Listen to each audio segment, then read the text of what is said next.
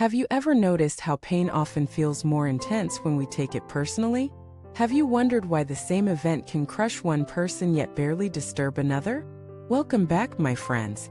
Today we will explore the subtle but powerful truth that much of our suffering is not caused directly by events themselves, but by the grip of self that wraps around those events. When that grip loosens, the chain of suffering loosens too. Pain is inevitable in life. Bodies age and ache. Loved ones leave or pass away. Plans collapse.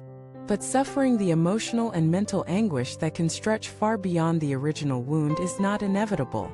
It grows from identification. This happened to me. This is my loss. This is my failure. The more tightly we cling to the me in the story, the heavier the weight becomes.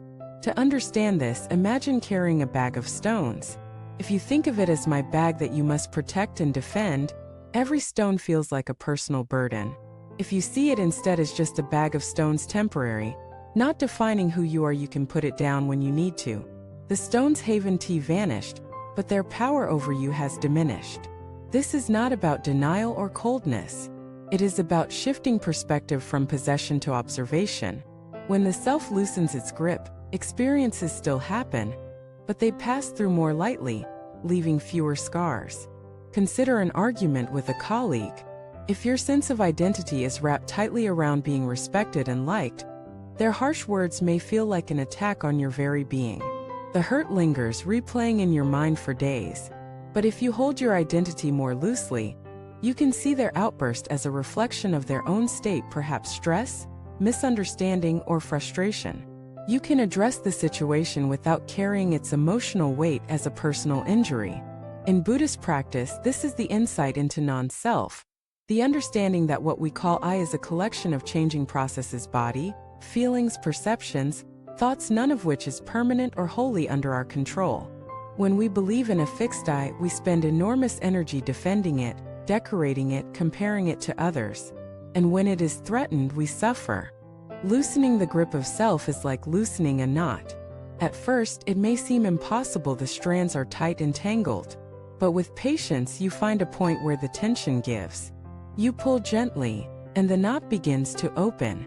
Each small release brings more ease.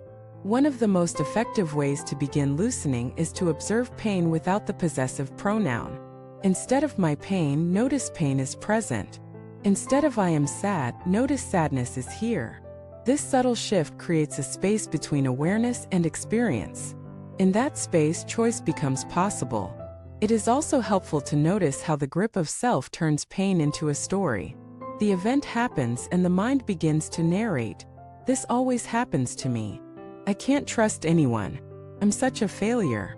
The story adds layers to the original experience, often far heavier than the event itself. Without the I at the center, the story loses much of its fuel. Loosening the grip does not mean erasing individuality or becoming passive. It means holding identity lightly enough that it does not imprison you. When you are not bound by the need to defend me at all costs, you can respond to life with more flexibility, compassion, and clarity. Think of a tree in the wind. A rigid trunk may snap in a storm. A flexible one bends and sways, letting the wind pass. The roots remain, but the form adapts. In the same way, a self held lightly can move with life's forces without breaking under them. This lightness brings freedom not only in moments of pain, but also in moments of joy. When joy is clung to as my joy, fear of losing it creeps in, and the joy diminishes. When joy is experienced without grasping, it flows naturally without anxiety. The practice of loosening self is ongoing.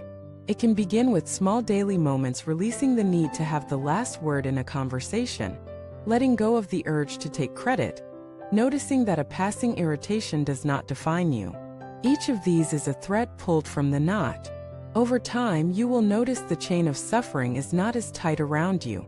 Life still brings its share of challenges, but they no longer bind you in the same way. Pain comes and goes. Joy comes and goes. Through it all, awareness remains steady, spacious, and free. And perhaps most beautifully, as the grip of self loosens, compassion naturally grows. When you are less preoccupied with defending your own image, you have more attention for the struggles of others. You see that their pain too is amplified by the grip of self, and you can meet them with patience and understanding. So ask yourself, where in your life right now is the grip of self the tightest? What would it feel like to loosen it even slightly? The experiment costs nothing and may open a space of relief you didn't think possible. If this exploration has stirred something in you, I'd love to hear your reflections in the comments. How have you experienced the loosening of self in your own life? Your stories might be exactly what another viewer needs to hear today. Please like this video if it resonated with you, share it with someone who might benefit, and subscribe so we can continue these journeys together.